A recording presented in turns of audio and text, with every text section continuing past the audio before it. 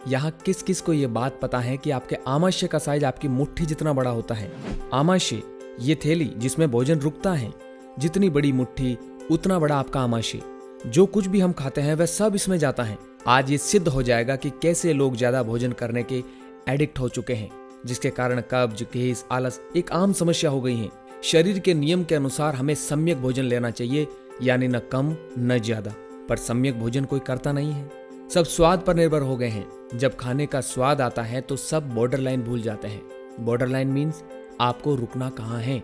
हाँ, सब भूल जाते हैं। आपको लगता होगा कि आप ऐसा नहीं करते, पर आप करते हैं। हमने इसका परीक्षण किया है। हमने 10 लोगों के लिए स्वादिष्ट भोजन तैयार किया और 10 लोगों को एक साथ भोजन करवाया। 10 में से किसी एक ने भी सम्यक भोजन नहीं किया, सबने पेट भरकर भोजन किया, यानी बॉर्डर लाइन क्रॉस।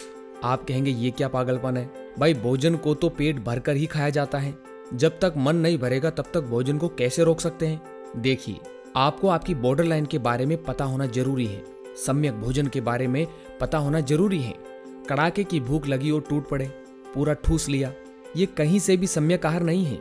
आपने अपने मन का बिहेवियर पैटर्न ऐसा बना लिया कि जब तक पूरा पेट भरकर तन नहीं जाता तब तक आप भूखे हैं। शरीर के नियम के अनुसार जब पेट यानी आमाशय जब आधा भोजन से भरता है तो ही उसे सम्यक आहार कहा जाता है। आमाशय आधा भोजन से और बचे आधे के आधे हिस्से में HCl हाइड्रोक्लोरिक एसिड रहता है और शेष 1/4 हिस्सा खाली बचना चाहिए ताकि खाना अच्छे से ब्रेक डाउन हो सके। आप कहेंगे कि मुझे कैसे पता लगेगा कि मेरा पेट आधा भर गया है। देखिए, इसका पता आप 3 तरह से लगा सकते हैं। पहला तरीका, इसमें बॉडी खुद आपको बताती है कि कब आपको खाना रोक देना चाहिए। यह हमें डकार के द्वारा बताती है। हमने इस वीडियो में आयुर्वेद शास्त्र विधि से 4 प्रकार की डकारों के बारे में बताया है कि कैसे हमारी बॉडी डकार के द्वारा मैसेज देती है। इन 4 डकारों में खाना खाते समय आने वाली पहली डकार को तृप्ति डकार कहा जाता है। जब ये डकार आपको आएगी तब कुछ भूख और शेष रहेगी, उस समय आपको भोजन से उठ जाना है।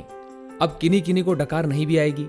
इस श्रेणी में वह लोग आएंगे जिनका पेट ज्यादातर तना हुआ रहता है, यानी जो बार बार खाते रहते हैं।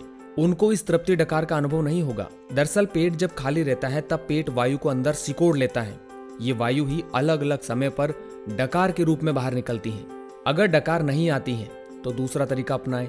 इसमें आप जिस समय भोजन करते हैं और हर बार जितना भोजन लेते हैं ठीक उसका आधा कर दें और उतना ही खाएं। तीसरा तरीका, इस तरीके को आप हमेशा याद रखिए। जब तक आपका सम्यक आहार रहेगा तब तक आपको आपका पेट का हिस्सा महसूस नहीं होगा। महसूस यानी पेट जब तन जाता है तो पूरा ध्यान पेट की तरफ जाता है।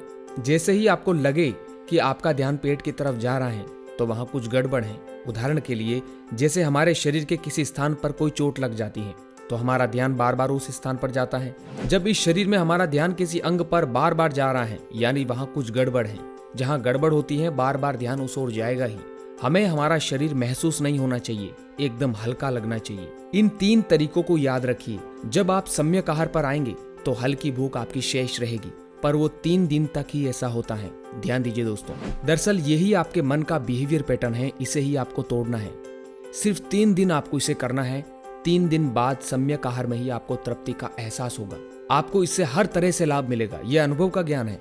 कब्ज और आलस, ये 2 बड़े शत्रु सम्यक आहार से दूर रहते हैं। सम्यक आहार का एक और मापदंड है, जब वह नींद लेकर उठेगा तो होश के साथ उठेगा, आलस्य से मुक्त होकर उठेगा। योगियों के इंद्र गोरक्षनाथ जी ने कहा कि जो अपने भोजन को दृढ़ कर लेते हैं तो निद्रा उनकी दासी हो जाती है। ऐसा व्यक्ति आलस से मुक्त हो जाता है। आसन दृढ़, आहार दृढ़, जो निद्रा दृढ़ होई, नात कहे सुन बाल का, मरे न बूढ़ा होई।